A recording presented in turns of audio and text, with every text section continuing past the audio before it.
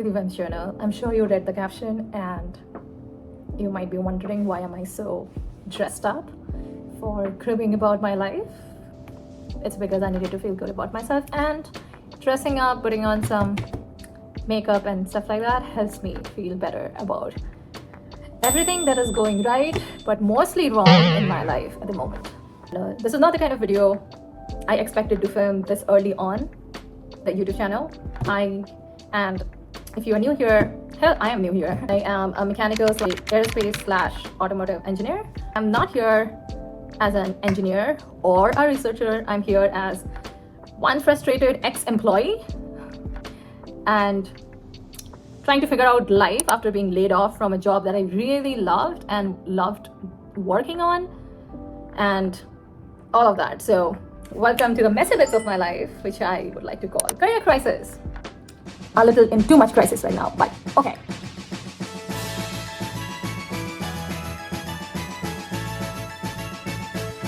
So it's just about a week back. It was around 5:15 p.m.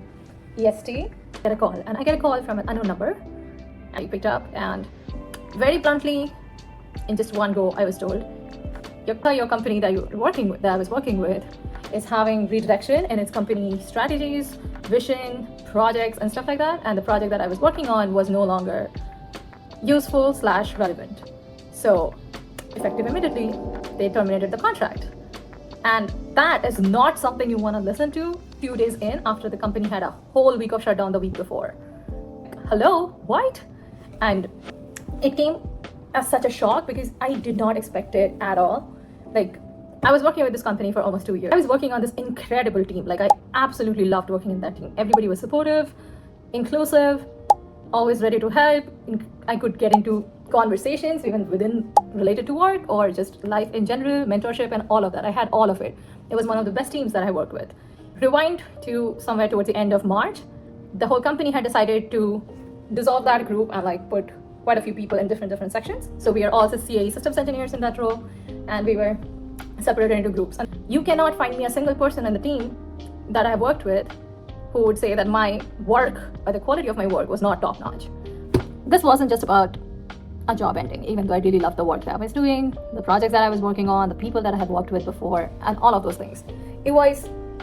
It felt like a targeted hit because it kind of scrambled all of my plans. Talked about it to my supervisor and my manager in my company about what my current immigration situation is at. My work authorization ends by the end of the year, so I'm looking into O1A process. I would need the recommendation letters and all of those things. I solely believe the entire thing was determined. The position of mine that had to be let go of was determined based on misinterpretation and misrepresentation of the projects that I worked on, the values that I have done, and the impact of my work on the company in a whole big level. So that was kind of unfortunate. And the thing that pissed me off most was the team that I had just joined didn't even bother to have the courtesy to tell me firsthand that my position was being let go of. So having said that, what's up next? And once you have graduated on a STEM-related field, you get one opportunity per year for signing yourself up for the H-1B lottery, which is a work visa sponsored by the company. It's an employer-sponsored work visa. And like I mentioned, it's a lottery. Not in our hands, not in our control, nothing. It's a lottery. It's just based on your luck. So a lot of them get lucky, a lot don't. I happen to be on the latter half. And I was already devastated over the fact that I did not get picked in the H-1B lottery because a lot depends on it anyway. I had already looked up O1A extraordinary visa applications before, and I was fairly good in like crossing and qualifying for a lot of the eligibility criteria. I spoke to almost about 8 or 10 attorneys and kind of had a very nice idea about what are the strong suits of my case, what are the things I need to work a little more on for getting a better solid case for that visa application. So for international students in the United States, it's anyway a little harder to find jobs because you need visa sponsorship, right? But I feel like that entire process, which is already so hard on general public, it's harder on the international community, of course. It also makes it so much more exponentially stressful when you have to tell, oh yeah, my current work authorization ends in 6 months. And you're basically playing a game of chicken to convince them as to like why they should hire you, even though there is kind of an uncertainty regarding your work authorization by the end of this year. So my current main stress factor hasn't even been imposter syndrome or something like that. It's like, even though layoffs destroy timelines, a lot of times self-worth, and all of those things, having gone through it once before, but I feel this time I'm handling it a little less better, but maybe because there is so much more at stake and so much less option or room for error on my part, and basically praying that the luck works out in my favor. So that is one thing for sure. And the worst part is I had a timeline, I had a mission, I had a goal, I had a purpose, and the layoff just made everything a scrambled mess. And the impact not only on my mental health was worse, it kind of mirrored into my physical health with breakdowns, total loss of self-control over my emotions, and being constantly dealing with anxiety attacks and stress, whether it's career related or finance related. So I kind of totally went from having a really happy girl summer to a very stressed girl summer situation, and very soon. It's a dire job market right now. I'm not very sure of how it is everywhere else, but in US for sure, it is really, really difficult. So what's next for me? And I, to be very honest, feel like I'm figuring it out real time with all of you. But I know this for sure, that even if it means starting over, I will. And I will figure it all out. I always do. I just need to have those complete emotional meltdowns and a little bit of self-validation, queen-like pep talks to get myself through it. And with the support of my friends, family, boyfriend, and everybody, I am going to be just fine.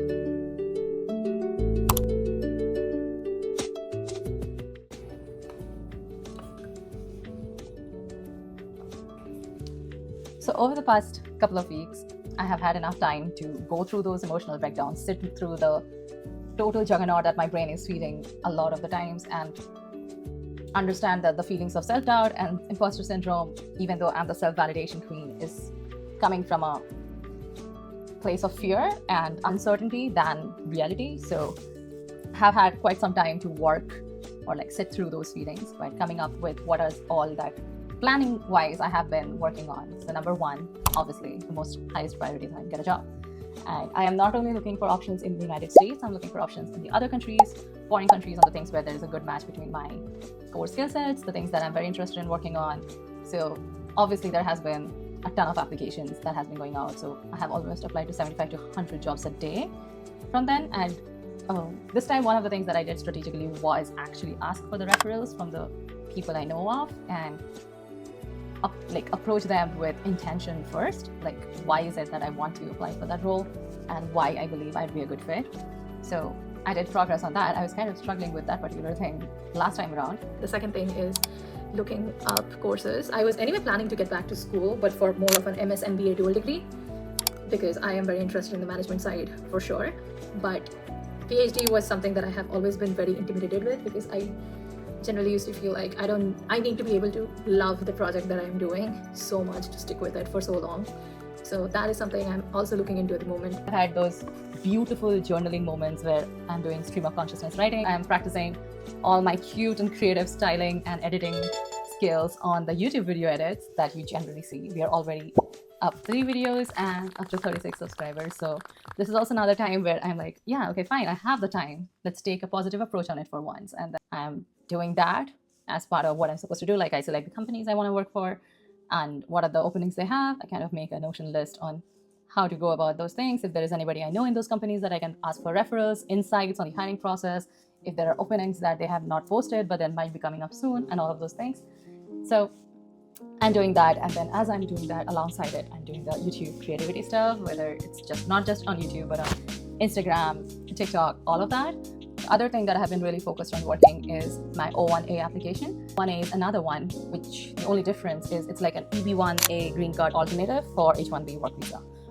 Easiest way to put it. It's a merit-based visa. I was working on that anyway since April, mid-April, after that H1B fiasco happened of me not getting picked.